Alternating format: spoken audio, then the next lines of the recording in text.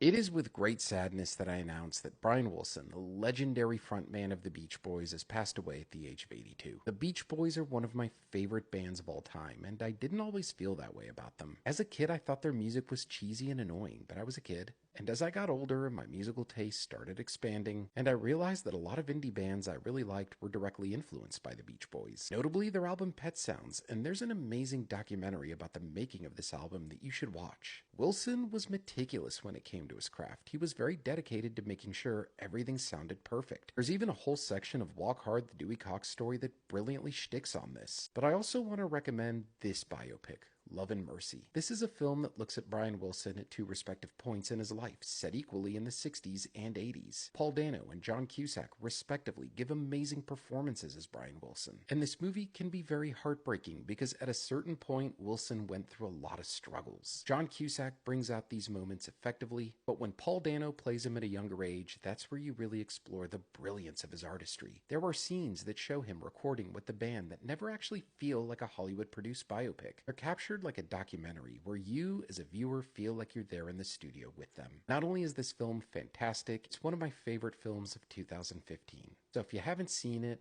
right now to celebrate the life and genius of Brian Wilson would be a great time to press play on it.